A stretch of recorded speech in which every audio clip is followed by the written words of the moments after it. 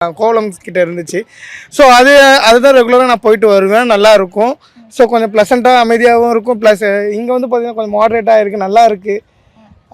நிறையா ஃபோட்டோ பூத்லாம் நிறையா இருக்குது, ஃபோட்டோ பூத்ஸ் நிறையா இருக்குது. அப்புறம் குழந்தைங்க சில்ட்ரன் ப்ளே ஏரியா நல்லா இருக்குது.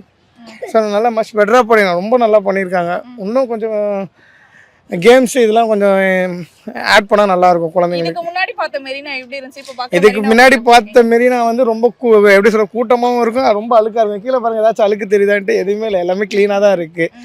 ஸோ அதில் நிறைய ப்ரோக்ராம்லாம் அடிக்கடி நடக்குது, கலைவிழா அந்த மாதிரிலாம் நடந்துகிட்ருக்கு. ஸோ பரவாயில்ல, 2026 பீச் வந்து கொஞ்சம் ஒரு நல்ல குட் வைப்பை கொண்டு வருது இங்கே உள்ள. அதே மாதிரி பார்த்தீங்கன்னா இப்போ ப்ளூ ஃபிளாக் சர்டிஃபைடுக்கு உட்பட்ட இடங்கள்ல இந்த கடைகள் எதுவுமே இருக்கக்கூடாது, இது எல்லாமே அகற்றி வேற இடத்துக்கு மாற்றணும் அப்படின்ற மாதிரியும் உயர்நீதிமன்றம் தீர்ப்பு கொடுத்துருக்கு.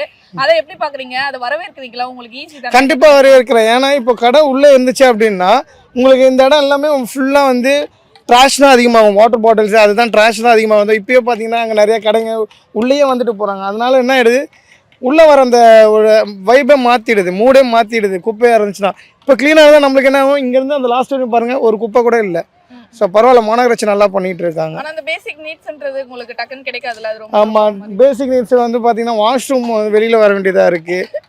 ஸோ மீதி எல்லாத்துக்கும் வெளியில் வர வேண்டியதாக, அது மாதிரி உள்ளே இருந்துச்சுன்னா நல்லாயிருக்கும். ப்ளூ ஃபிளாக் பீச்சில் எப்படி உள்ளே இருக்கும் அந்த மாதிரி இதுவும் கொஞ்சம் உள்ளே இருந்தால் நல்லாயிருக்கும். ஏன்னா ஒவ்வொரு நீட்டுக்கும் ஒரு குழந்தை குளிப்பாட்டிட்டதுக்கப்புறம் பீச்சில் வளர்ந்ததுக்கப்புறம் மண்ணுக்கு எல்லாமே கழுவுறதுக்கு அங்கே தானே வந்தாகணும், மெயின் ரோட்டுக்கு. ஸோ அது கொஞ்சம் உள்ளே வச்சா நல்லாயிருக்கும். ஓகே சார், மற்றபடி எந்த குறைகளும்? எந்த குறையில நல்லா இருக்குது.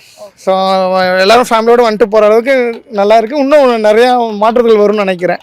பார்க்கலாம், இன்னும் மரம்லாம் நட்டுருக்காங்க. நன்றி மேடம். Thank you sir. தேங்க்யூ.